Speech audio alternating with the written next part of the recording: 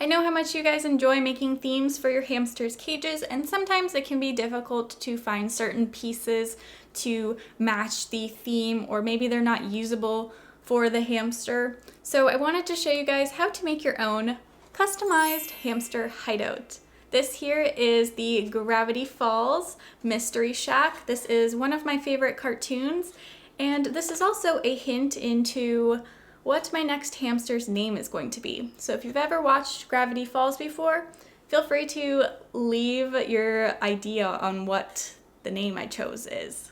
So to make your own custom hideout, all you really are going to need is some creativity, a little bit of skill and patience, as well as some balsa wood.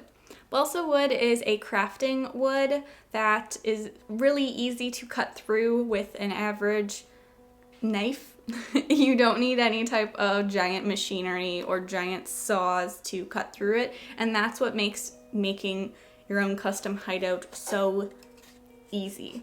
The more harder parts is having to figure out how you are going to make something that is going to be 3D and usable.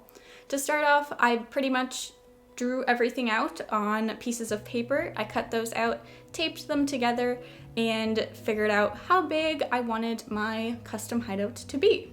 Once I had my paper model all done, I decided to use that as a template to trace onto the balsa wood so that everything would be exactly the way that I had designed it. The next step would be to cut out all of the balsa pieces that I needed. Now, balsa wood is pretty soft to cut through, but it also does require a little bit of,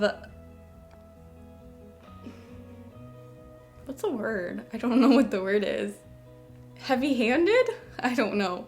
The first method I tried to cutting balsa wood was using the craft X-Acto knives. These didn't work the best. You do need to score the lines multiple times before cutting through, but this just was not working terribly great for me. The next method I did try to use was some scissors. Now, scissors do work if you don't care what the balsa wood is going to look like after, because the scissors are going to cut through it, but the scissors are also going to rip pieces off, so it's going to kind of chip along the back of it, which I did not want.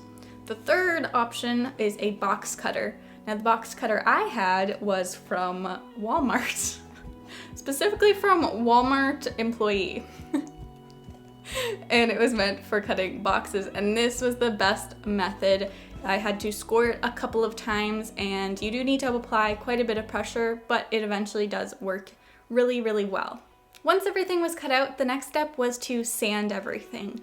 This is important because we really don't want our hamster to get like a sliver or just like poked somewhere. So I wanted to make sure everything was smooth. I started out with some simple sandpaper and hand sanding it, but eventually I accidentally got a sliver.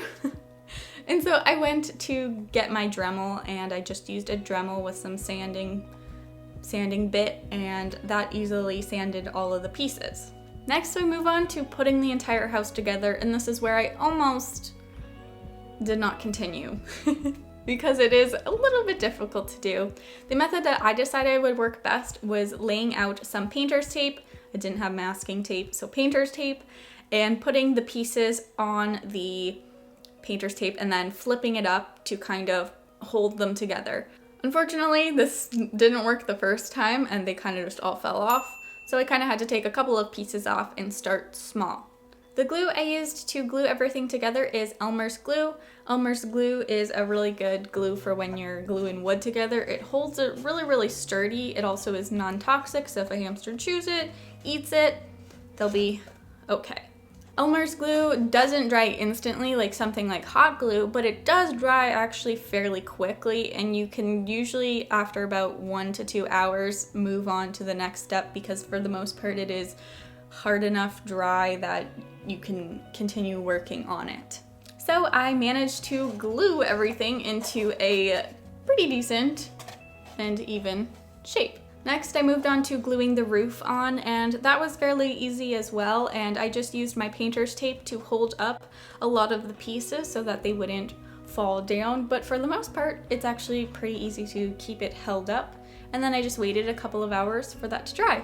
Then we move on to the very fun part, and that is decorating and painting everything. The first things I did was I did cut out specific pieces from balsa wood to attach on to the hide, which I just attached with some Elmer's glue and then put painter's tape. Then I moved on to painting the hideout, and the paint that I used was 100% non-toxic water-based acrylic paint, so it is safe in case a hamster does decide to chew on it and ingest any. It is safe for them. Painting definitely was my most favorite part because that is when it kind of all comes together. I quite honestly thought it was going to come out pretty ugly before I even started painting it, but you kind of have to trust the process and it does get better. The last thing I did, because that is what the Mystery Shack has on it, is some moss, and I just added some real 100% moss, and this is just glued on with Elmer's glue. So in total, this is a very cheap and easy way to make your own custom hamster hideout, and it's going to be one of a kind to your hamster. No one else is going to ever have the exact same one, and I think that is really, really cool. I hope you guys have enjoyed this video, and if you do decide to make your own custom hamster hideout, feel free to send me any pictures. I'd love to see your guys' designs and what you come up with. So yeah guys, I will see you in my next video. Bye!